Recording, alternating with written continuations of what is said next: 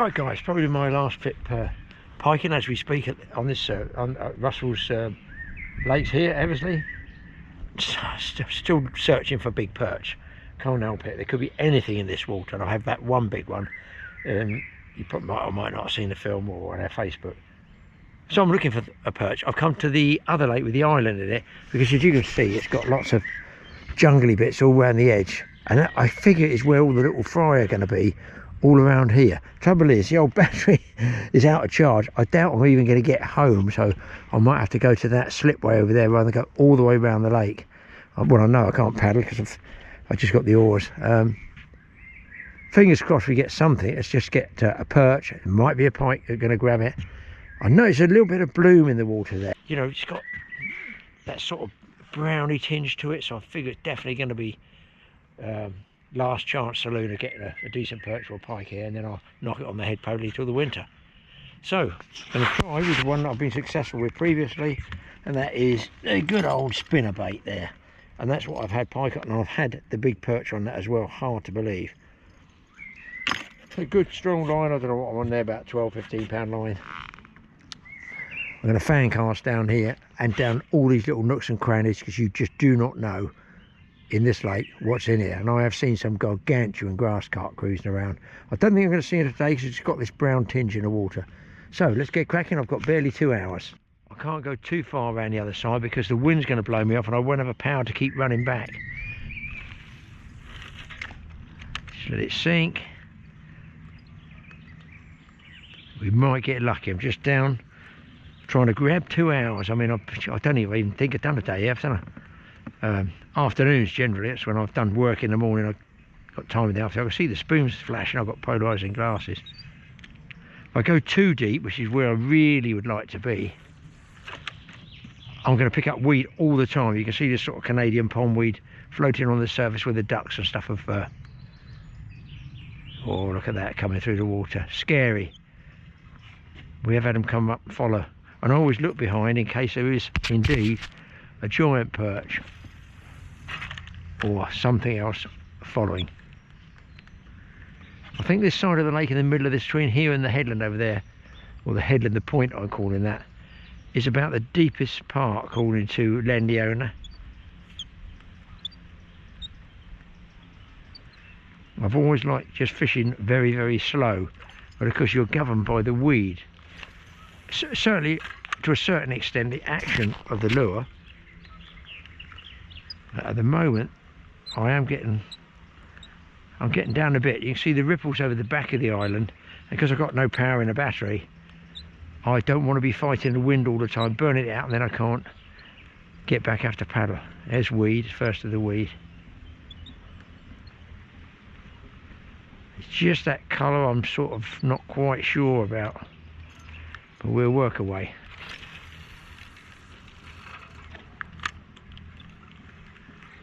What I do notice is even using this lure, squeaky wheel handle, even using this lure, because it's got a big single hook, just a single, it doesn't quite catch as much weed, and sometimes the weed goes into the bend of the hook and just slides off. You know, you can give it a snatch or a jerk and you can pull it. Not big weed beds obviously, but there's the weed there. Almost want to be coming across the top of that.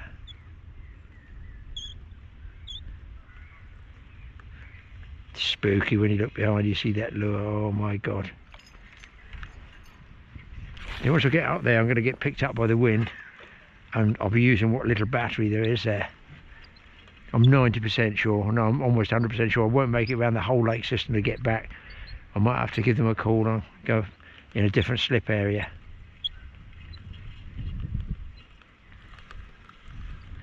A bit more weed.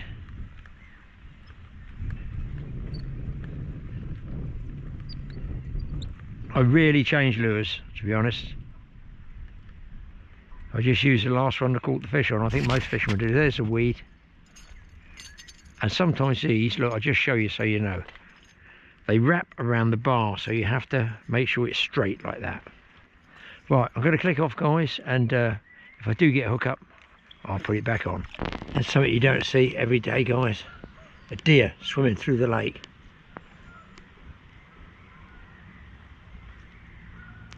I just heard that splash and I thought that's one hell of a pike.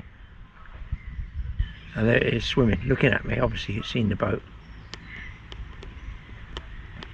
I might be able to zoom in on this when I get back on the computer. I'm guessing a road here. I wonder where he's going to get out. He is way over there. He's covered quite a bit of ground. Obviously good swimmers. He's going to go in that gap over there. I'll stand up, you might be able to see him better. Right there. So he's obviously swum to the island, because this is an island here. Oh, he's out now. He swum to the island, been feeding there, and heard me casting, and it spooked him. So I'm down into big fish country here, I feel, where I can only paddle with the oar. Well, I've done a lot of casting, about 30-35 minutes, nothing. Not loving the brown tinge in there, quite a lot of weed bits on the surface. And some of the weed underwater is like brown as well. Maybe that's a brown. I wonder if there's going to be, or has been, some form of oxygen dropout or reduction. You know, because it's been sort of warm. It's not been hot, but you never know. It's a strange one. Not even one bump, tap, nothing, which is quite unusual. So it could be another one of those El Blancos.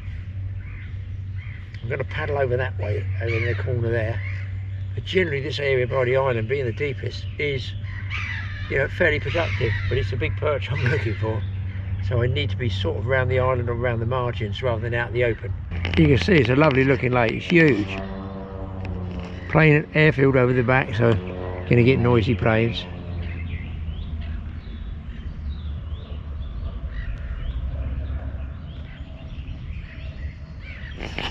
It's one of those places that you wear your wrist out just casting and casting, because you're waiting for that one hit from something that maybe nobody else has caught. Like, you know, I know there's fish here because there's a grieve just popped up just there. So he's not there for nothing, is he? I always go by those birds as well. They're searching. I've seen him come up a couple of times, but I haven't seen any fish in his beak. Sometimes you see a little roach or roach fry. Well, I think I'll have a sandwich and start work again. My main concern is the zero power in the battery and one row lock, so it means I'll go around in circles for the next 14 years.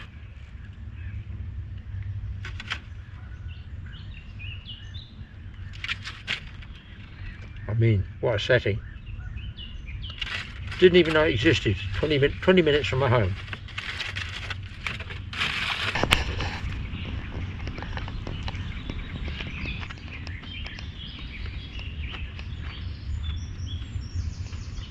Guys, the biggest carp I've ever seen. Oh my god. It's just down there. I'm right on top of it. That was ginormous. He's just laid. Oh, there's another one. Holy crap. Oh my god. It's an impossible situation. I'm going to try and hopefully... I'm going to spook them, of course I am. I just wanted to see how big the carp are in here. He's laying over there, behind the rubbish. Impossible to fish. Not easy to fall over. My goodness, please. If it's a grass carp, fine, but if that's like a mirror carp or common carp, it is outlandish.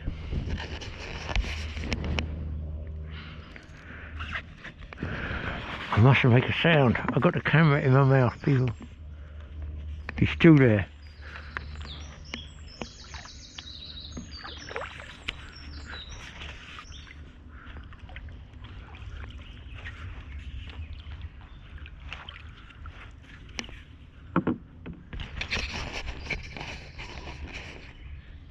He is right down in that V there.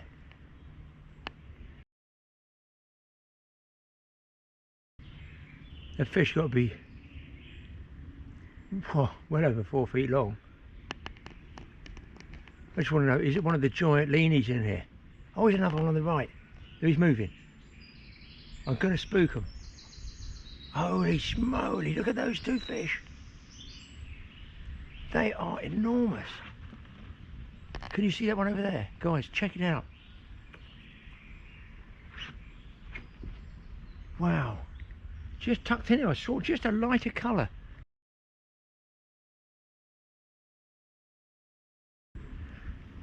I wonder were they feeding on this weed? Wow, I'm almost shaking. You'd never get them out there if you hooked one. I don't know how you'd even begin to start. I've got a feeling there's another one over the back there. There's the water's sort of shaking. Wow. What else is in here? This is what I say, I'm looking for big perch around the edges, and to see fish like that. There's my hand in it. I don't know, you're not going to be able to see it. Trust me, it was an enormous fish. Two enormous fish. That's ridiculous.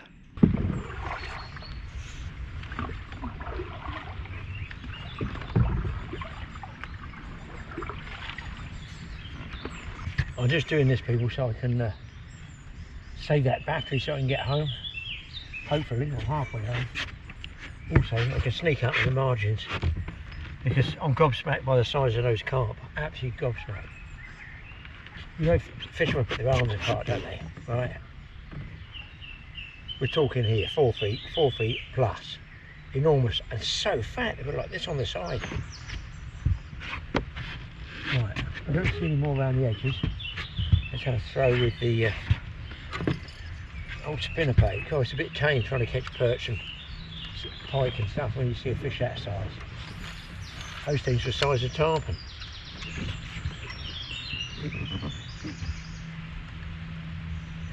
It does tell me though, the way they were laying right in there, not interested in feeding, not cruising, not doing anything, is that what's happening with the lack of action on the lure?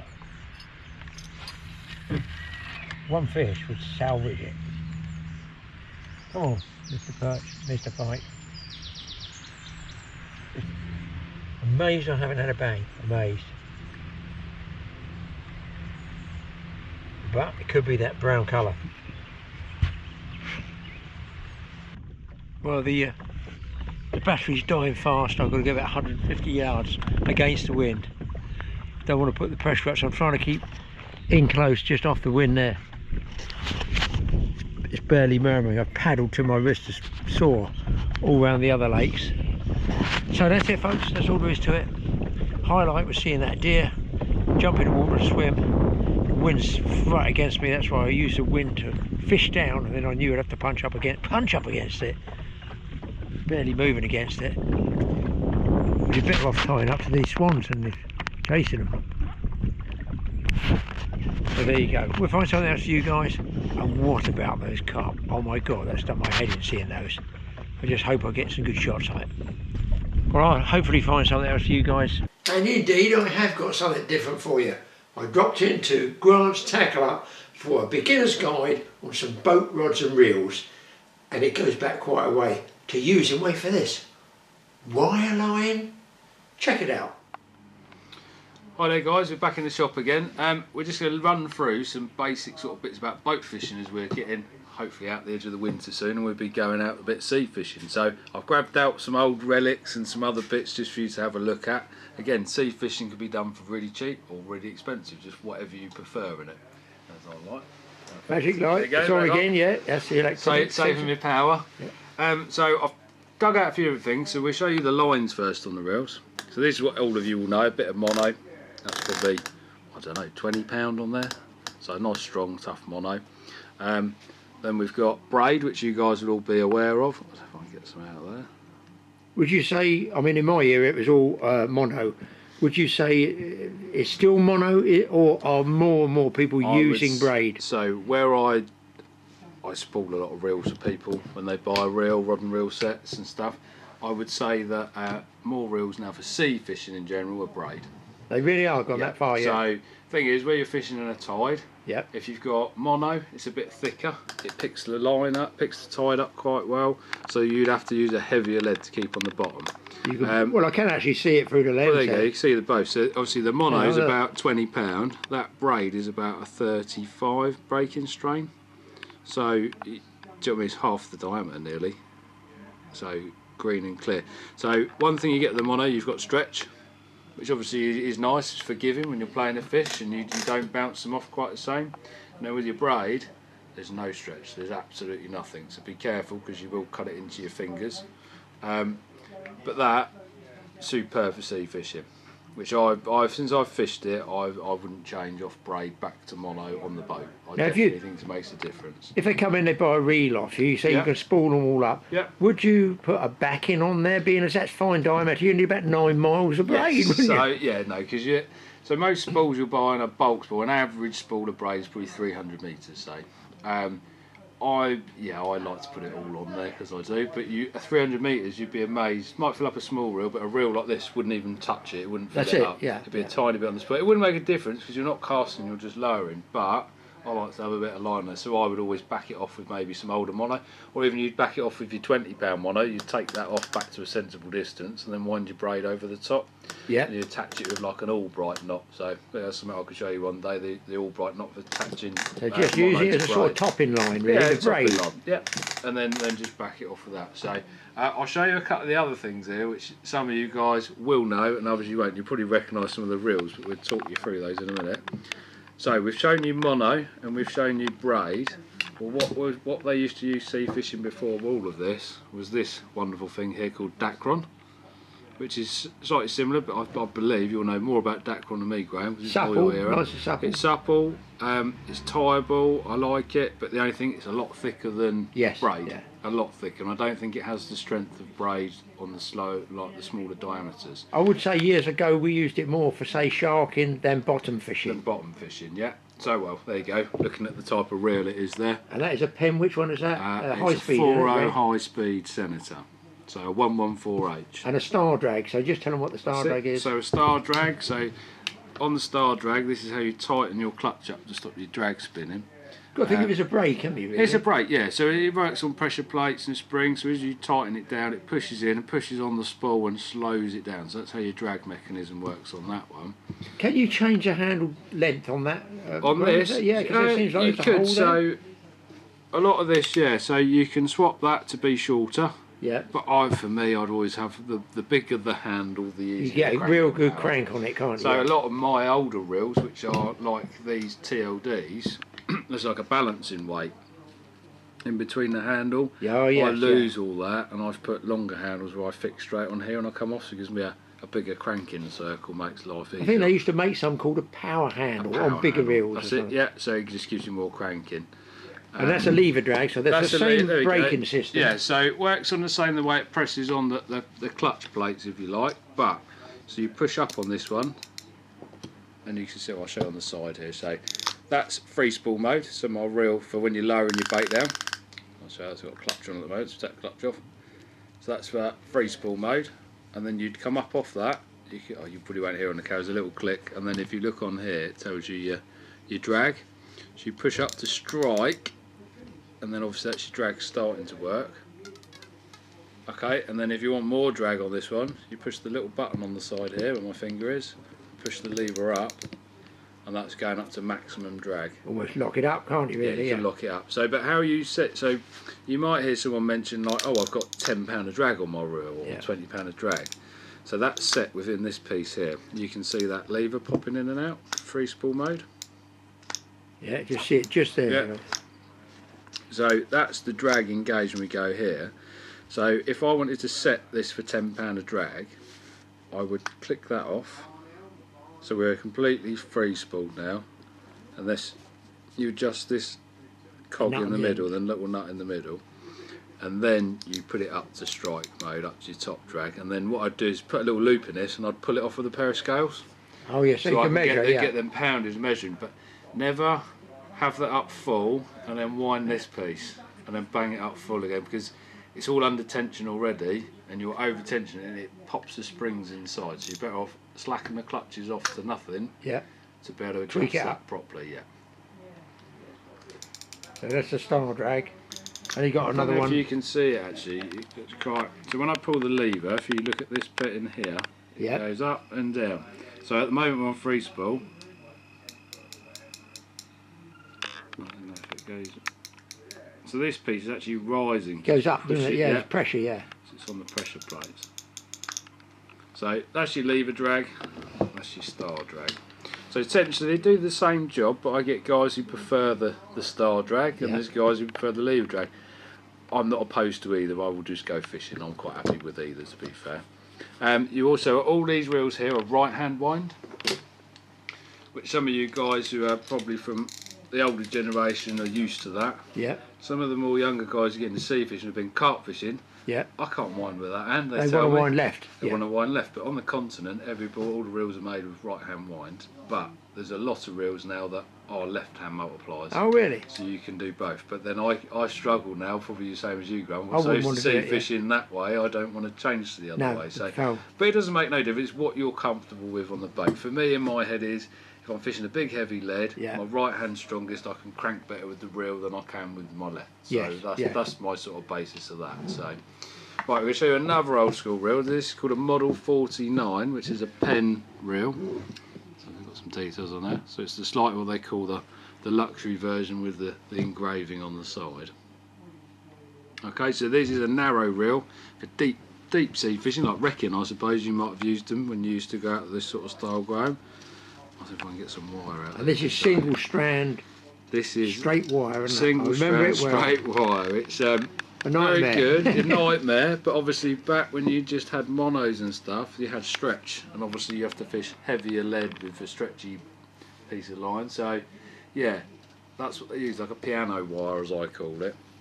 And my dad's used to fish with this. I'm sure you did as well. Yeah, I've had it years ago. The wire. The only thing with this is, as you can see, look, being very wiry, nightmare, tangles, and then say if it goes under itself on the reel, and then you get say like a kink like that, well, you know that's a slack spot now, because if it keeps going and going and going, eventually that'll snag in here when you on and off, you're dropping down, it catches. So like if I twist all that, you can see that's not far from going now. And even we've had it with shark traces in the past where they've kinked, like, and then getting the corner of the teeth and stuff, and they go. So, but yeah, I can't make that snap on camera. It's good that, but it will on the fish. It will on the fish. Yeah, I wouldn't be happy. So, like for me, you think a piece of mono or braid, it generally flops back to its shape, whereas the wire keeps its kinks and. But it was a thing of its day. It was. It did its job. It did its job. Yeah. So, yeah, I imagine deep sea fishing, wrecking, congers, whatever, pollock, things like that, cod. I can't imagine you use them inshore back in the day. But no, I think it was big tides, 2-3 pound of lead and all that. Yeah. Because again, being wire, you could similar principle to the braid, no stretch, good bite detection, and you could drop down with a big weight. But it's winding, say this one up with 3 pound of lead, no fun. No, you know, not at all. I don't even think I've got a 3 pound lead. I was fishing 3 pound of lead the other week, not enjoyable, 100 foot of water, and my arms feel like Popeye at the end of the day. So, I'm going to show you a luxury version. So this was all of a this reel here, believe it or not, came out before the TLD range, the Triton by Shimano, but still very interesting. Some of you guys might recognise these because they were really sought after when they came out. So this is a 1230, and this is what they call a twin speed, so it has 2 gearing systems on it, so it makes life easier for winding in those big 3 pound leads when you're fishing stupid things. So this one loaded up with 60 pound mono, and I can't remember what I've got on the back of this braid backing on that. So this is geared up for small sharking, really, I suppose, things like that, or conger fishing on the wrecks. So that's the Triton on there, full ball bearings, and I'll show you the twin speed. So we've got the lever drag system, so I'll click up there, and obviously that's my handle winding there. There's the light again, it's an auto. Auto save money. I can't be bothered to edit it out, guys. It is as it is. No, we like to save money, don't we, Graham? That's what it's all about. Right, so on here we've got, you can see this is 2-speed. Trying to move around too much. Yeah, so when you're struggling with these big heavy leads and this cranking gets too much to wind anymore, you can literally click this button here. It changes the gearing to shorter revolutions. It makes your life 10 times easier. So I was out about a few weeks ago fishing with a friend. We're fishing 3 pound of lead, 100 foot of water, catching. We had some spur dogs, some blonde rays, and some congers, but it was hard. And the first time before we settled the leads down, we put some lighter leads and went really far off the back of the boat. So I started winding back in, and I was looking at this particular character who works for Drennan. I'm not going to mention any names, and he was struggling winding it, and he went, "You made that look really easy," and I thought, yeah, I do. I've been doing it a long time, but I didn't tell him about the little button the on twin the side. speed. And these reels had twin speeds that we were winding in with, so I made it really easy. And when he looked like he'd really given up. knackered, I went, yeah. see that little button there, give that a push. And then he looked at me and he called me all sorts of names, saying, you could have told me that earlier. So when you're playing the fish, if you're struggling, just gaining that inch of line every time, especially on the big fish, it makes a big difference to get them to the boat. So that's in, is your twin speed on. If you want it to go back to your standards, you'll gain more line. Just click that button and it pops straight back out. So it's just two little functions. And that would be really pretty much as big as you'd ever want in the UK. General fishing of that General size fishing, of reel. Any yeah. of these, And any of you'd these. be talking more, to be honest. Sharking that one, yeah. Sharking, congering, things like that. Maybe blue sharking. Yeah. Probably. Or deep water skate fishing or something. Yeah, something like that would be ideal. But the twin speed makes a huge difference. I've got some bigger versions of this sort of stuff. They do a TLD still. They still make a TLD like this, but in this sort of size, and they call it a 30. Yeah. And then they do a 30 wide. So it'd be a 30 size barrel, but it'd be Yeah. slightly wider. I've got you. So like the sharking reels, and there'd be a twin speed TLD 30. I think it's called an LRSA, which is the twin speed version. So, but more for your big sharking sort of things, and a lot more into the bigger game stuff. What So about rods with these sort of things? Because I see So- that's already mounted on a butt. Yeah, isn't so it? this is just me being lazy, not taking my stuff off, because I think I've probably, I've bolted that one on. Yeah. Well, it still needs to be tight. But so yeah, so I've got a rod that matches this, and this is a Shimano Beastmaster Triton. And when I dug out, Are they still making those now? they still make a Beastmaster, but it's not That that original this one. sort of original. It's slightly different. There's different names it now. So I don't. So this one is there you go. So Shimano Beastmaster, and you generally find most rods, if they're not printed on the top, just spin them round, and they give you some other information. So length of the rod 7 foot, and then we know it's a 30 to 50 pound class rod. It's Now- quite a stiff rod. That would be about an average length, 7 foot for boat fishing, would you think? Yeah, definitely.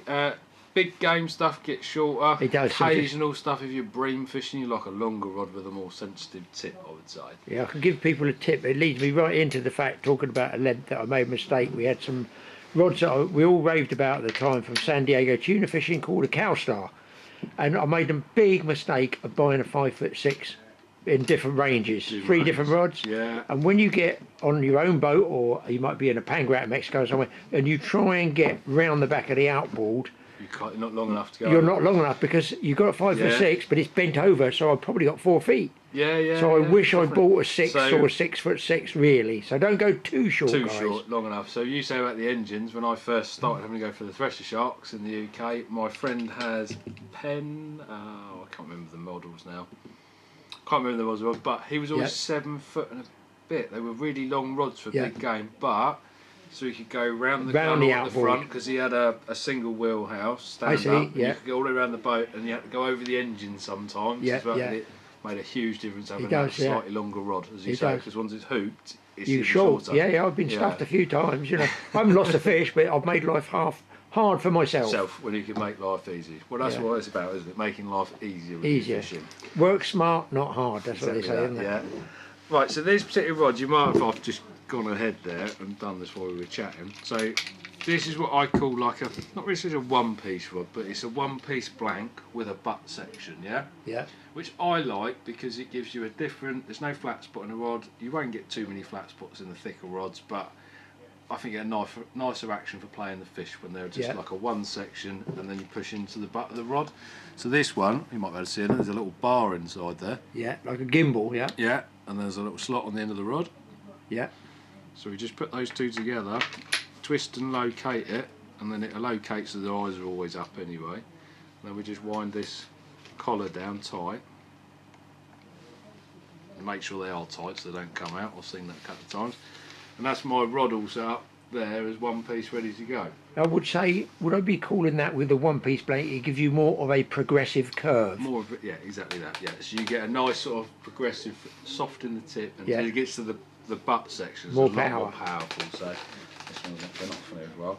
So on most of your bigger rods, you'll have what they call a gimbal fitting.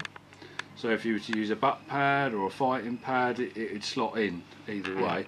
And also when you're putting them in your rod holders on your boat, you normally have the bar that'll sit in as well, so to keep them in place. When you're more inexperienced with the sea fish and you start using the bigger reels and the bigger leads, that's when you notice the rods are twisting. Twisting, yeah. That's what I really noticed. And then I I started off with this sort of style as a butt pad, because you find when you start playing congas and stuff, you start sticking the rod in your groin, you're not used to it, it does get a bit painful sometimes. So that's just a standard butt pad without a gimbal fitting. So literally it's just somewhere to place the rod, and you can pull it into yourself, and you're not pushing on your groin, your stomach anywhere. And it does that when you're wobbling about on the boat, you jab yourself in the wrong place, it's not very comfortable. Right, so on here we've just got another dye rod. It's called a Daiwa Sea Hunter Z. It's a 10 to 20, that looks like on there. We'll have a look on here. Right, so again, here's your information on your rod. So 7 foot long, 2.13 metres, and it's a 20-30 rod. So that's the rating, 20-30 pound class. Yeah. Well, I will have to explain one day. I'll get a chart thing I've got that explains the difference between a UK rating and an IGFA rating. Because an IGFA rod is generally a bigger, powerful rod of the same numbers of other UK rods, and they're totally different. So this rod from the other one I showed you a little while ago, this one breaks in the middle, like a traditional sort of fishing rod, if you like, which is great. A lovely little rod, nice two-piece. So when you're setting your rods up before you go fishing, you can leave the reels on, claps them down into two. They're lovely. This has got on. We were talking about gimbal fitting on the other one. It's got it sort of built into a rubber butt pad one, which is quite good. Works really well. This one is just your winch fitting, so your reel would slot in. I'll show you one on there, can't I? It's all for beginners, this guys. All for beginners. All the experts will know. They can all. So literally, they've seen it all. You wind up until it stops. Okay, you can see it's still going, because it's just getting up to the bigger bit, and I like to just where it stops, and that's enough. And it's locked on. That's locked on. That's really tight. It's not going anywhere. All right. So that's that one. So that would be traditional UK. Most of the UK fishing you'd use, you could catch on this, couldn't you? So thornbacks, spur dogs, smooth hounds, 20, 30. I would say you've got three main boat rods for the UK inshore fishing, would I say. So something like a 6 to 12 pound class, which would be a light rod like that one. Yeah. So this is back to the other style with the pushing tips. Fuji eyes. Basically, you can look in the tip. Very tippy, yeah. Very tippy, but sensitive for things like bream. Bream and stuff. Good fun for the smooth hounds, but you have it hooped right over. It's good fun though. So that's one. So you're looking like a 6 to 12, 8 to 12 pound class rod. Yeah. Okay. Possibly with a reel this size on it, I'm guessing. With a reel, small reel like that sort of size, and then you'd have like a 12-20, which I would class as a smooth hound rod really, from £12, 20 class. Little congas, your rays, things like that. And if you're going up to wrecking and a bit heavier and using some heavier leads, maybe sort of a 20 to 30, which is on that one. So most rods will have a rating, as we said. I'll spin those over for you there. So you can see there. So these are made by Leader. These are UK made, these ones. So a 6 to 12 pound class rating and a 20 to 30 pound class rating. They do a 12-20, but unfortunately, guys, I sold that one earlier, so I can't show it yet. But yeah, those are, say, the three general rods that I would always like to have for my general ground mix fishing. There you go, guys. That gives us a rundown on all the older stuff like this, and the more modern rods. And again, you got your, like I say, middle of the road. They're not expensive, this type of rod, are they? Would they be expensive or what? There you go. We've got a tag on this one. I mean, it's 20-25. So that's a £75 boat rod, been a dye. But right, let's just be honest with it. You can buy boat rods from 25 quid and upwards, so but I would say the cheaper you go, still looking at fiberglass on big game rods, probably all right on the big heavy stuff, but I would say for your general stuff, if you can afford to spend £50 and upwards, you can get a quality rod for the money. And you know, say if you spend similar on the reel, so if you can spend about £100 on a setup, you've got a good quality bit of kit that is not going to wear out at sea. Should last you. Maybe we'll go through some maintenance sprays one day, because I get asked a lot that, I bought a sea fishing reel and I took it sea fishing and it come back and it's all corroded. Well, unfortunately, the sea salt is very unforgiving. Unless it's 316 stainless, everything's going to rust and corrode. All your eyes will go all green and gungy. So the little tips that I tell my local customers who use me is, one, wash down with fresh water. And then I always spray all my stuff with GT85, or you could use WD-40, is another one a lot of people use. So don't spray WD-40 on your reels. Because or the line, did it grade the line or something? It's not too bad on the line, but I try not to spray it on there really. Look, see, when you're spraying GT85 and WD-40 on your reel, spray it onto a cloth and wipe Oh, reel we see, with it, yes, yeah? yeah. So you just get a surface on here with it, and it stops all these little metal components corroding. And then when you go fishing again, it's got a nice little coating on it. You get back, you wash it off, you do it again, and then rub it all back nice and just buff it up. And I say, that's a very old reel. That's been used so many times at sea. Yes, it has a bit of corrosion on it, but for the amount it's been out there, absolutely nothing really. And you think that's probably 20 years old at least. Well, thanks to Grant for running through some of the beginner's tips for boat, rods and reels and the different types that we used to use years ago. Unfortunately, I was one of those old guys that was in fact fishing around the Isle of Wight for cod with wire line. So if that reel's vintage, I'm vintage as well. Now, some of the closeout was a little bit of fun. A military reenactment I filmed on one of my many travels around the southern hemisphere. I feel like it's some of the mileage I do to get these films. Some of the southern counties and that, looking at these bits and pieces, is something, well, it's completely different for a fishing show. I believe I might be the only fishing show to put one up yet. Gonna get up straight away, sit back, enjoy, it's all a bit of fun. Oh, by the way, put some earplugs in, because these people are using real gunpowder.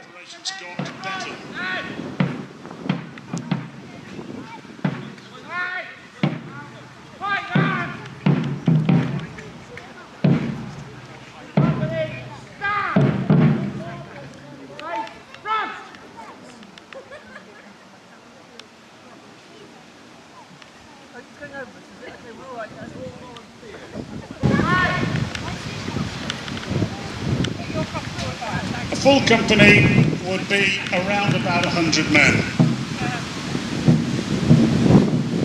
There being 10 companies in a regiment, and the colonel's company being of double strength, gave a full strength for a regiment of around 400 to 500 men, which made control much easier.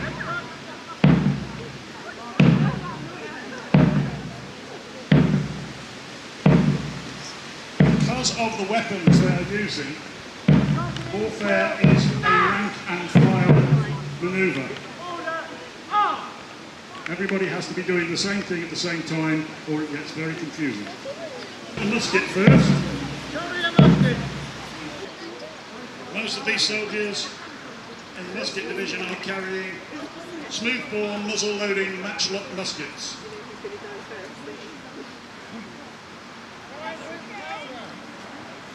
And the sergeant is taking them through the loading process under instruction.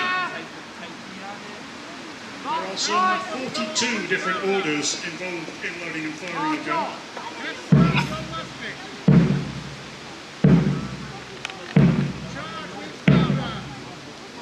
So having primed the musket, pouring some priming powder into the pan at the side, they're now pouring the main charge down the barrel. That will be followed by the ball and piece of wadding, bit of paper or grass to keep the whole thing compacted. It is then rammed down to the base of the barrel using a scouring stick. Now most of these guns are fired using a piece of slow match with a cord that burns with a constant hot coal on the end. They blow on it, they position it into the serpent, which is an arm on the side of the gun which will introduce the burning match to the pan. Lunge! Lunge! Recover! 15.5 feet long. Oh, it's only about 16 slide on the top. Oh my, they're firing me at that one.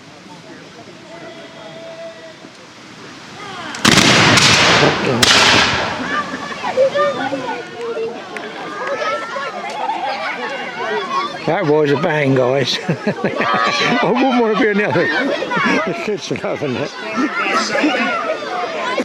The pike, as you can see, is a very long and unwieldy weapon. It's very ancient, it dates back to the time of Alexander the Great. It had been reintroduced into European warfare in the late 15th and into the 16th centuries. Advance your pike! Its principal role is to protect the musketeers from cavalry, from horsemen. Lunge! It's an unwieldy weapon and therefore you need to practice it a lot. You all need to be doing the same. Some of the pikemen are wearing armour, they're all wearing helmets. These are the men that are likely to get into hand-to-hand combat. Take your body right about.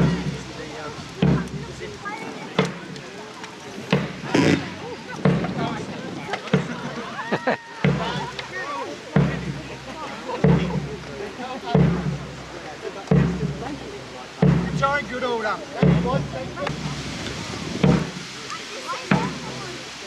So now the pike division retires, open for the drums and the colours. The company would normally have one colour and up to 4 drummers. I'm now going to demonstrate the different marches and calls of the drums. The first one is the call, which tells the soldiers to form up. The ball. Going through what are the calls of war. Start with the call, which is the drum beat to assemble, and then into their ranks and files, ready to manoeuvre.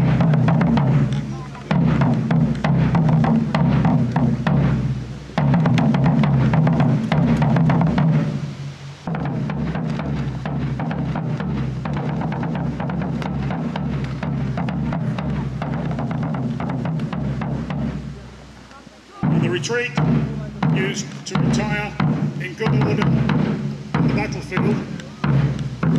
Also often played around garrison towns in the evening to tell the men to get out of the pubs and go home to their billets.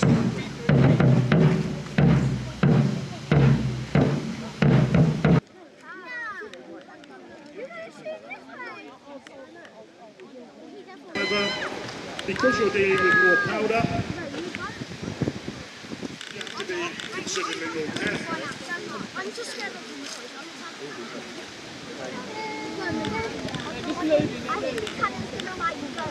I'm not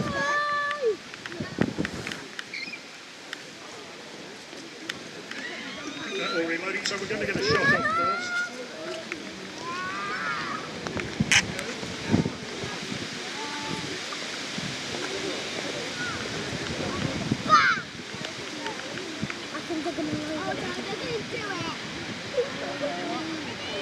Well, this is going to be noisy.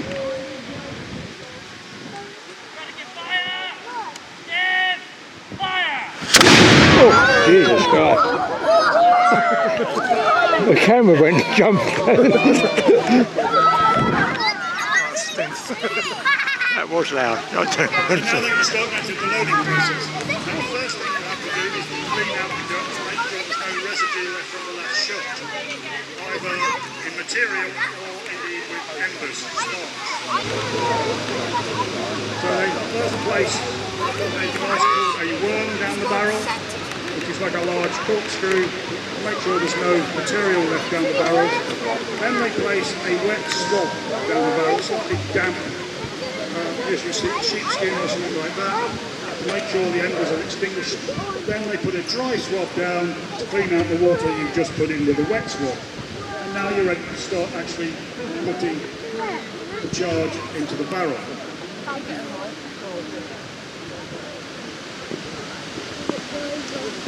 The charges are held in rolled up paper, pushed down the barrel, and then wadding, usually grass, is placed down.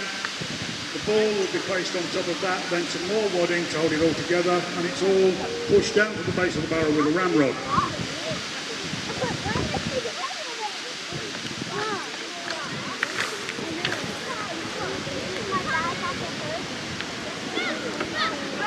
Once the gun is loaded at that point, the commander of the piece will prick and prime it. He'll place a spike down the touch hole at the end of the barrel to pierce the paper cartridge beneath, and then pour priming powder down the hole and into a small depression at the top of the barrel, which will be ignited.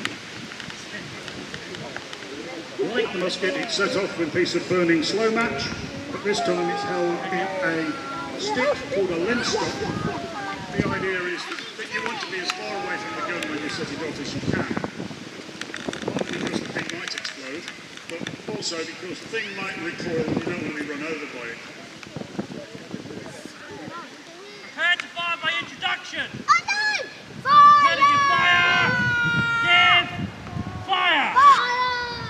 Oops. Now we have this fire. Pause. Just to make sure it doesn't go off of its own cord. There's another one. All of these weapons are prone to things going wrong. Yeah, he didn't point.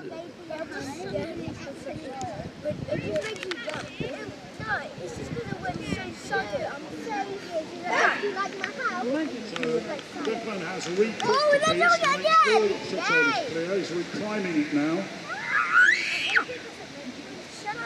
and we can try again. Have a care! Oh, God. No! Direct hit! Good hit, my guy! Good hit! To protect the colour with his life, the colour is not only a place to rally in times of crisis on the battlefield, it's the honour of the company. To lose your colour was a terrible thing.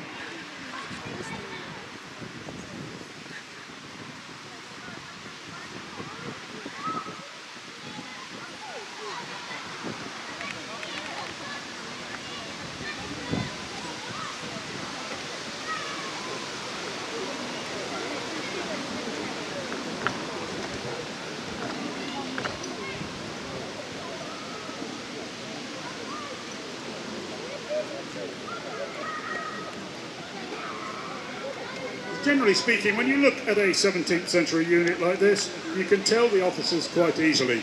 They're the ones in the posh clothes. The soldiers would either be wearing uniform they'd been issued with, or indeed their own clothes if they had not yet been issued orders or uniforms. The officers are wearing their own clothes, but they are men of wealth and rank, and therefore their clothes are considerably better.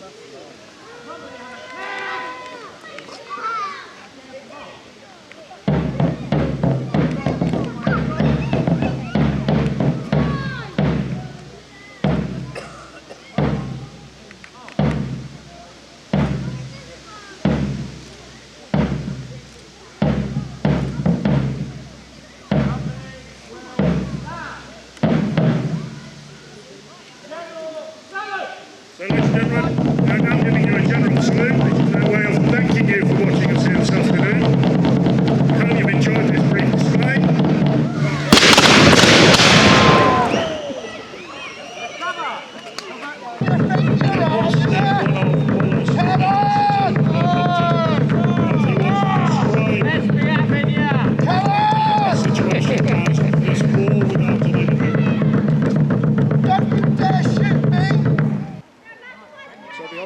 Still being able to hold the Royal Assault.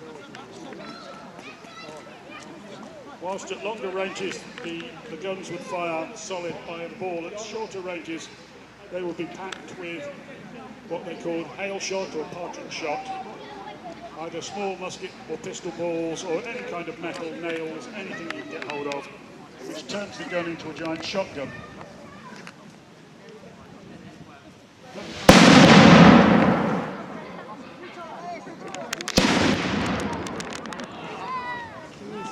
Bounce your point.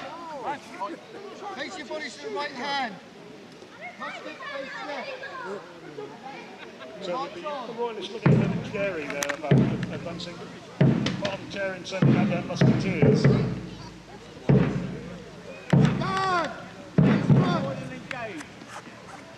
Take them forward and engage.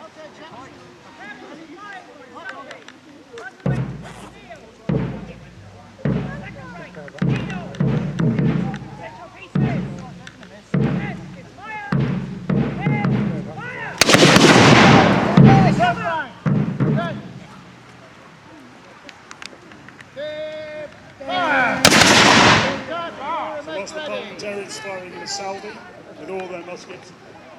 The royalists choosing to fire by rank. So a rank fires and then retires to the rear to start reloading. And the next rank steps up. Fire! Charge to the rear and make ready. March on. Present. Give fire. Uh-oh. It's a misfire. Okay. Charge to the rear and have a look at see what went wrong. Whoopsie. March on. I wonder what the drum beat for panic is. Present. So by rotating around the body like this, you can keep up a fairly constant fire on the enemy. Give fire. Charge to the rear and make ready. Give.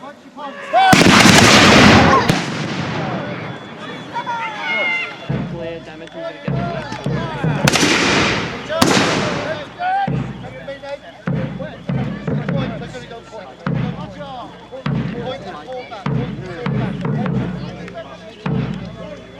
And you can see how quickly the battlefield gets swamped in smoke. Black powder weapons are really noted for this, that black powder battles would default in a massive smoke cloud. March on. March on. And now it's the perfect pipe carry.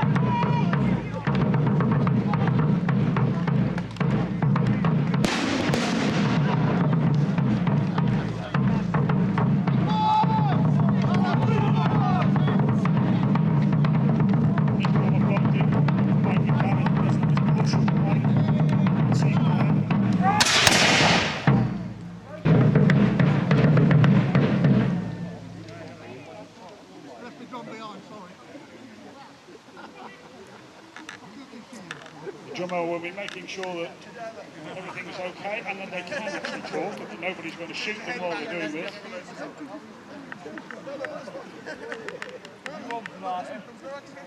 And indicates to his commanding officer that it's safe for him to come forward.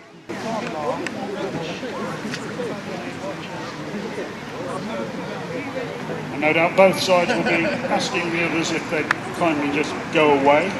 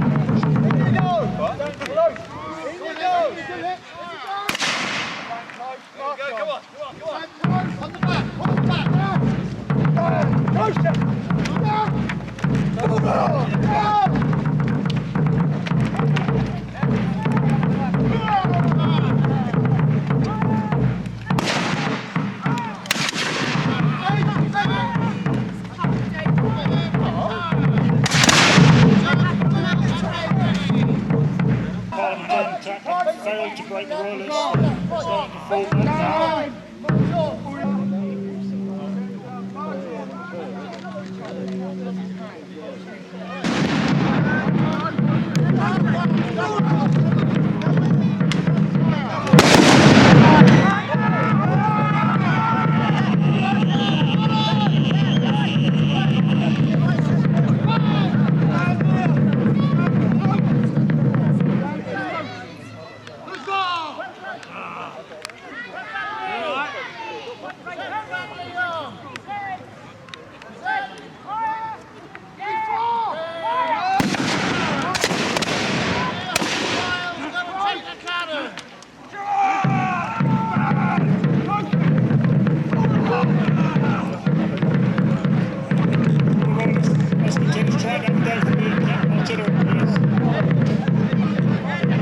Notice that we're musketeers fighters and they don't use swords, they don't have bayonets, they don't get them to blood.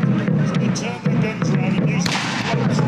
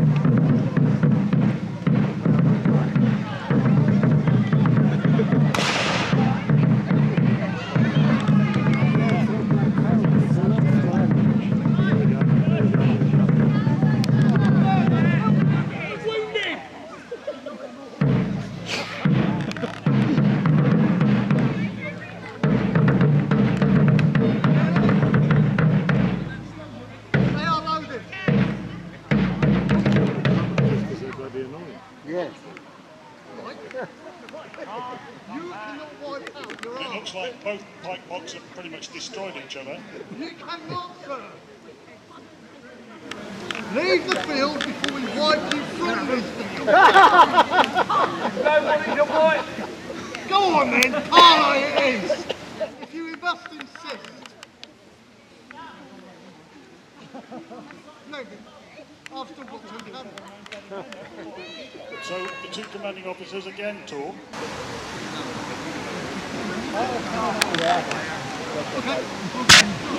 Once more the commanding officers doffing their hats.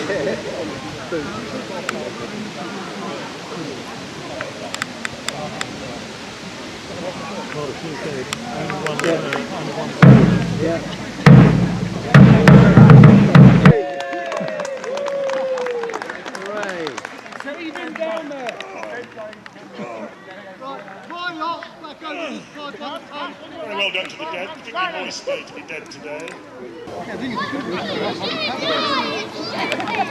We'll do that in our standard method, which is to give you a general salute.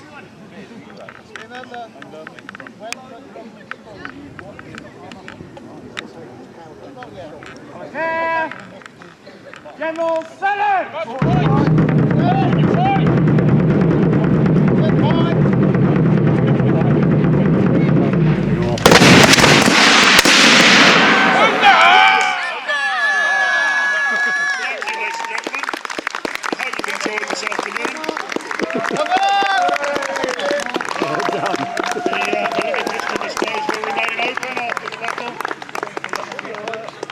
Well, surely this has got to be the only fishing channel that puts up stuff with gunpowder and bangs on it. Yes, I'm loving it. It's all a bit different.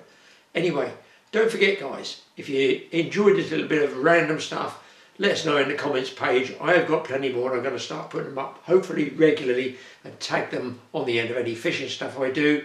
Hit that subscribe button should you feel so inclined, even the like button if you're really carried away. If you don't, you know I'm not going to lose any sleep over it, but it's there if you want to use it. And don't forget people, hit that notification bell bit because it tells you when we got a film going up.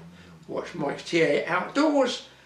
We're going to see you next week. Ooh, I've got something there that's almost like a kick in the teeth. Yeah, think about a kick in the teeth. See you next time.